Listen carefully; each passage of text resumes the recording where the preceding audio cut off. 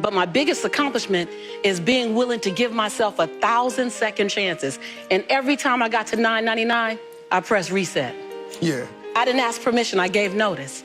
Yeah. At some point, I have to stop asking, can I be great? Can I be brilliant? Can I be okay and still be accepted?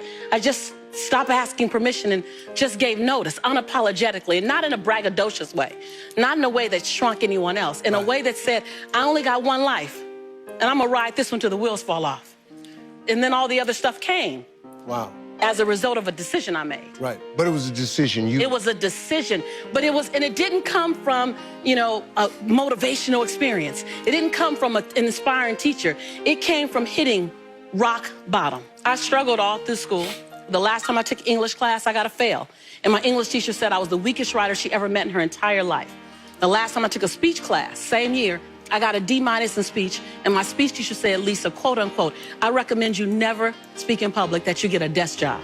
So that was the beginning of my life. That was my 19-year-old experience. And when my son was 8 months old, I went to the ATM to get $20 out the bank because I didn't have any Pampers for him. And in order to get $20 out, you got there at $20 in. I had $11.42. And I still can't tell the story without getting emotional because it's my story. For 2 days, I had to wrap my son in a towel. But something happened, Steve, in those 2 days. I was at rock bottom.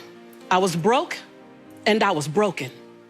Inglewood, California. My son laying on his back at 8 months. I have a towel over him, and I have my hand on his stomach saying, don't you worry, Jaylani. Mommy will never be this broke again. And I made a decision. I was bankrupt. And every stinking thinking I had, I was bankrupt in trying to protect my pride. I was bankrupt in trying to be all that in a bag of chips and a bowl of grits, falsified. I was bankrupt in trying to not ask anyone for help. I was bankrupt in everything that was holding me and keeping me where I was. I've always talked a good game, but I wasn't doing anything with my gift. And all that thing about potential, I was tired of having potential. I wanted to have my now. And I looked at that baby at 8 months, and I said, I want to transform your life. Because you didn't ask to come into this chaos. Come on.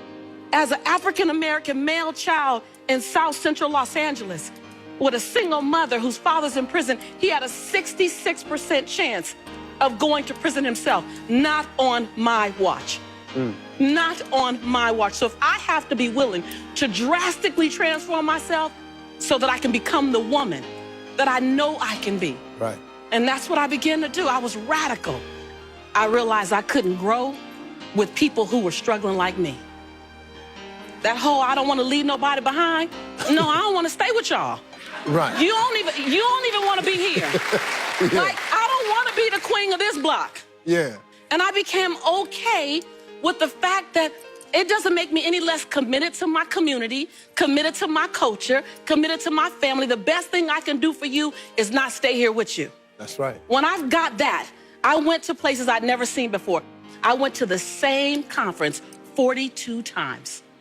And there I raised $532,000 in capital for my company to start my dream. And my dream was to transform teen lives. I want to teach teens how to fall madly in love with themselves and how to make integrity-based decisions. And I got it funded, and I started working. And that was the beginning of me rescuing myself.